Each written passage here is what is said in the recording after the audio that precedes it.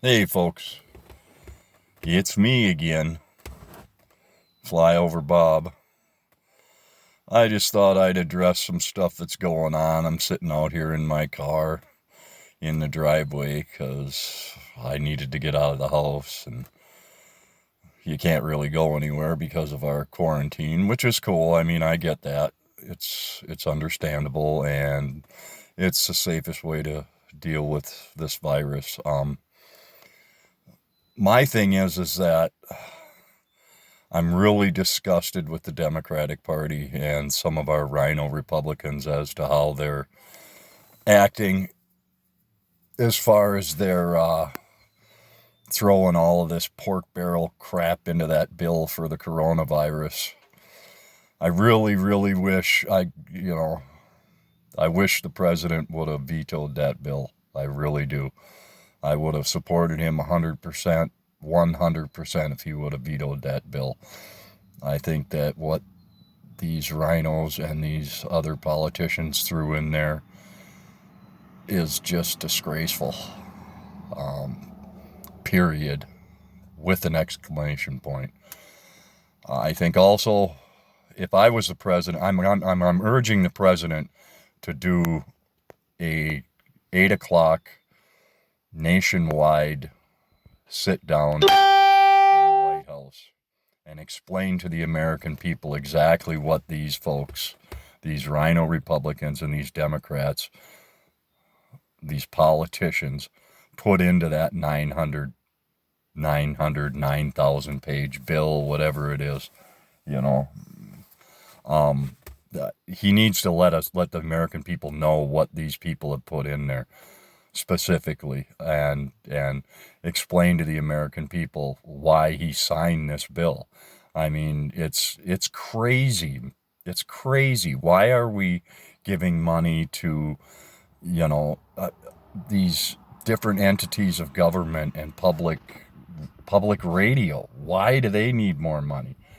They won't even put his daily briefings on television. I mean, why are we financing something that doesn't do us the justice and the fairness of putting our president on nationwide television?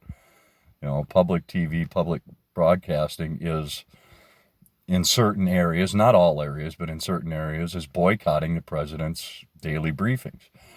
Why are we financing them? Why do we finance them to begin with?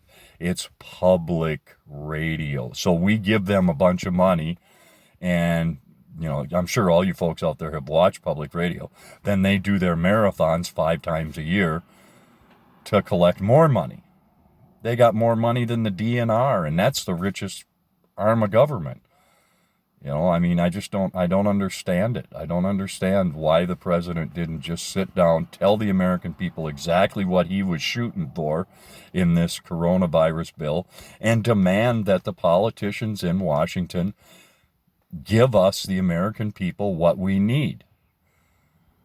We don't need a bill that is financing people who make $80,000 a year. We need a bill financing the people who make $20,000 a year, or $40,000 up to $50,000 a year.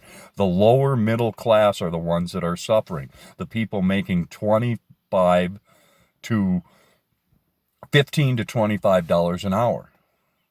They're the ones who are suffering. They're the ones who actually live from paycheck to paycheck.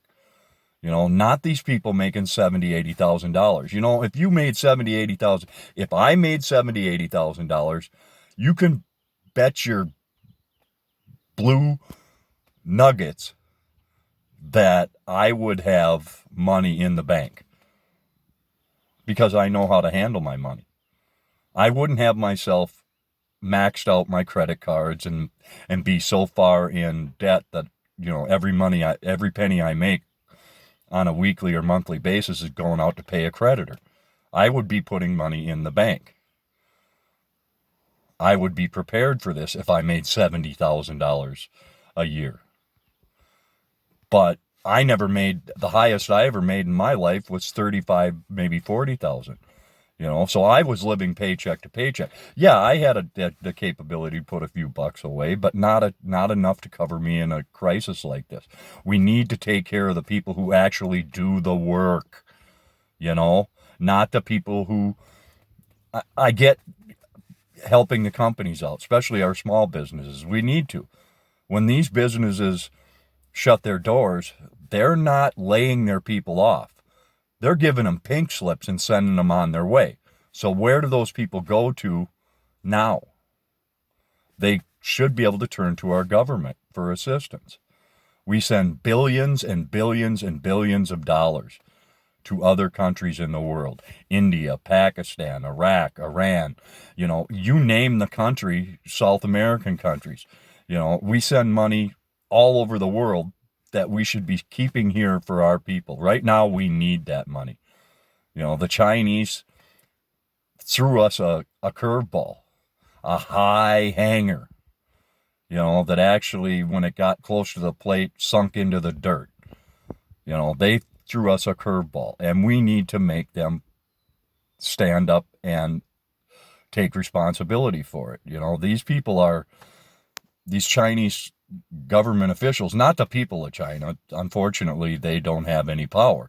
But these officials in China, they did this on purpose. This was done, they covered it up on purpose. It may not have been perpetrated purposefully, but it was covered up on purpose.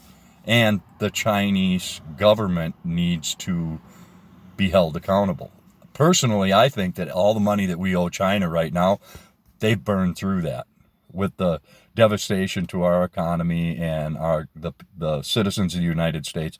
They burned through that. We're square.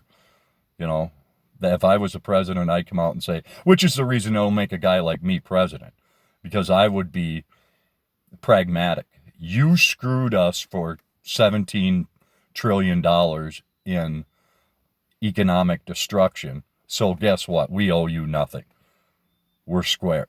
And from this point on, everything that you ship into the United States is going to have a 50% tariff on it because you screwed us with this virus and the rest of the world. And if you want to ship your goods here, it's going to be 50% tariff, period. Across the board. I don't care what you're shipping in.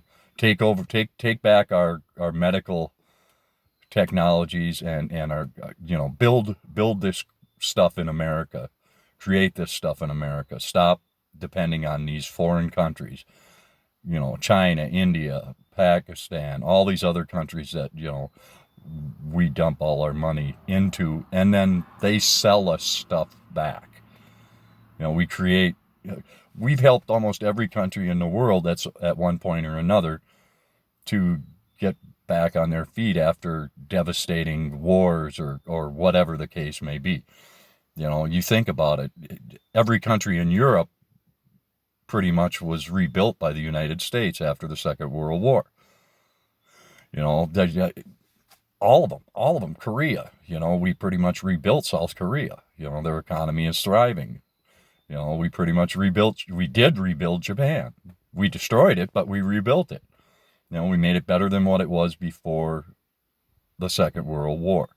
The Philippines, pick one, pick a country that we were, either at war against or with as an ally.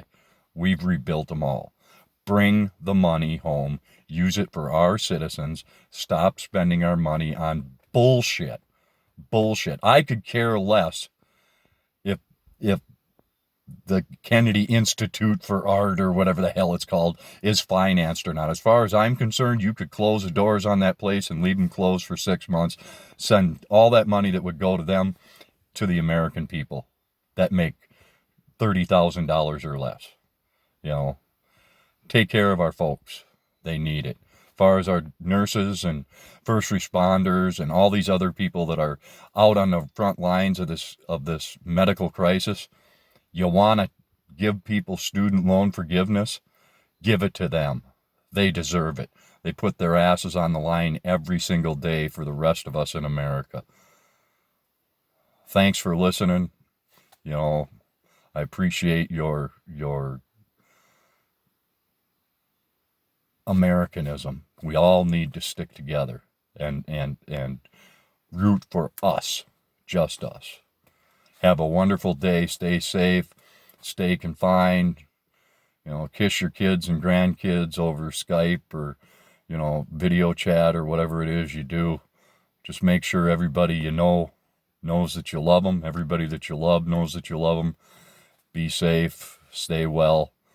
Fly over Bob out.